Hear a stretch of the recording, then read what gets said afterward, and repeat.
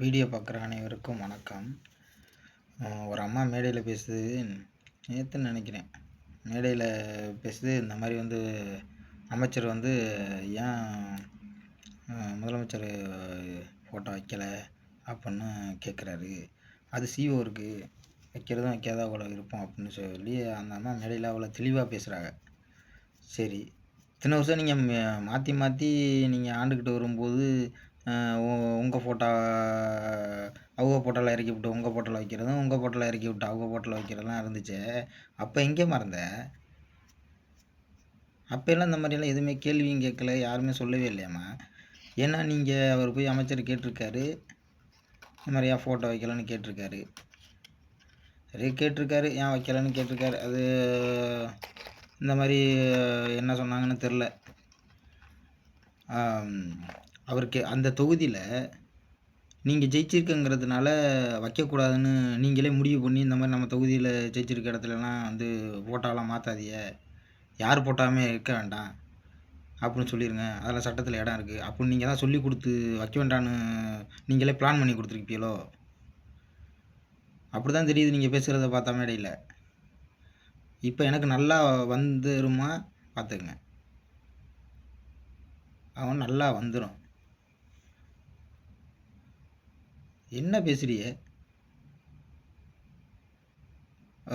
ஒரு அமைச்சரை பற்றியும் சொல்கிறிய. அவங்களாம் புதுசாக தான் வந்திருக்காங்க, ஓரளவுக்கு தான் தெரியல, அந்த அளவுக்கெல்லாம் தெரியலை போல இருக்கு.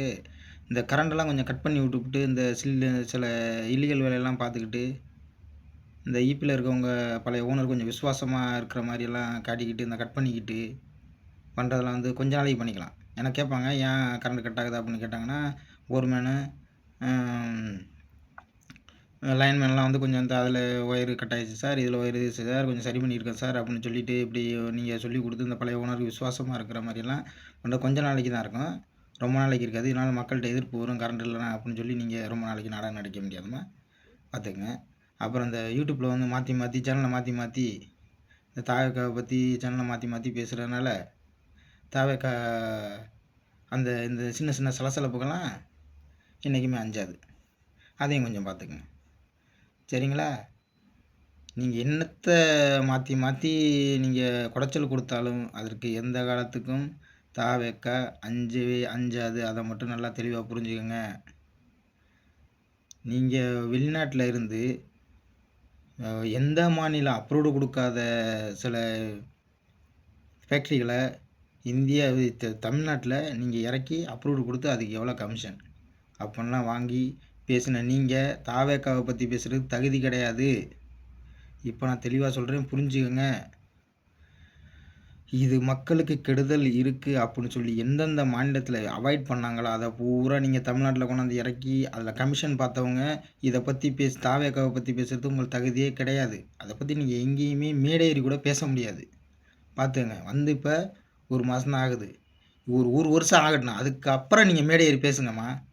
உங்கள் பேச்சுக்கு நானே நீங்கள் எப்படி பேசுகிறீங்கிறத நானே அதுக்கு பதில் சொல்வேன், சரிங்களா? இப்போ ஒரு மாதம் கூட ஆகல, அதுக்குள்ளேயும் டக்குன்னு ஆரம்பிச்சிடுறீங்க. மேடையில் வந்துடும், அது வந்துடும், இது வந்துடும், என் வாயில் அப்படி வந்துடும், இப்படி வந்துடும்னு. ஏம்மா அப்படி போட்டு இந்த பாடு பற்றியா மாற்றி 50 வருஷம் ஆண்டியில் என்ன பண்ணி எல்லாம் கொண்டாந்து மக்களுக்கு என்ன தீங்கு இருக்குது, என்ன எது இருக்குங்கிறது தெரியாமல் கொண்டாந்து எல்லாத்தையும் கொண்டாந்து இங்கே என்னென்ன ஃபேக்ட்ரியெல்லாம் கொண்டாந்து இங்கே இறக்கி எங்கள் கிராமத்தில் எவ்வளவோ போராடணும், ஃபேக்ட்ரி வேண்டாம் வரக்கூடாது அப்படின்ட்டு. 2 பேரும் ஆண்டவங்க சப்போர்ட் பண்ணி கொண்டாந்து ரிசீவரை கொண்டாந்து வச்சு இறக்கி எங்கள் மக்களை ஃபேக்ட்ரி வேணான்னு சொல்லி போராடினவங்கள ரிசீவரை கொண்டாந்து வச்சு இறக்கி அடித்து அந்த ஃபேக்ட்ரியை உருவாக்கி ஓடிக்கிட்டு தான் இருக்குது. அன்றைக்கி 30 அடியில் நாங்கள் கிணத்துல தண்ணி எடுத்து குடிச்சிக்கிட்டு இருந்தோம். அந்த 30 அடியில் தண்ணி இல்லை. வெளியில் போய் விசாரிக்கையில் சொல்கிறாங்க, குறிப்பிட்ட நாள் ஆனதுக்கப்புறம் இந்த ஃபேக்ட்ரியெல்லாம் வந்துச்சுன்னா அது பாலைவனம் மாதிரி ஆயிருங்க. ஏன்னா அவங்க 1000 அடியிலேருந்து போட்டு 1000 அடி 1500 2000 அடியிலேருந்து போட்டு தண்ணி எடுக்கிறாங்க, எடுத்து வெளியில் அனுப்பிச்சிடுறாங்க. அதனால் உங்களுக்கு நீர்நிலை பாதிக்கப்படும், அதனால் வந்து கொஞ்ச நாளைக்கு அப்புறம் பாலைவனமாக கூட ஆகிறதுக்கு வாய்ப்பு இருக்குங்க. அதனால் அந்த ஃபேக்ட்ரியெல்லாம் வந்து அப்லோட் பண்ணக்கூடாது, இருக்கக்கூடாது அப்படின்லாம் சொல்லிட்டாங்க. ஆனா மீண்டும் அத கொண்டாந்து கமிஷனுக்காண்டி உள்ள கொண்டாந்து போட்டு இந்த ஃபேக்ட்ரி இறக்குனிய. இன்னைக்கு அவன் 2000 அடியில தண்ணி எடுத்தானா, எங்களுக்கு 500 அடியில போர் போட்டு 500 அடியில தான் எங்களுக்கு தண்ணி ரொம்ப கம்மியா தான் கிடைக்குது. இன்னொன்னு கிணத்துல தண்ணியே இல்ல.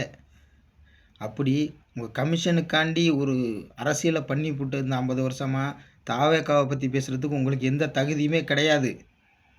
அத மட்டும் நல்லா புரிஞ்சுங்க. நன்றி, வணக்கம்.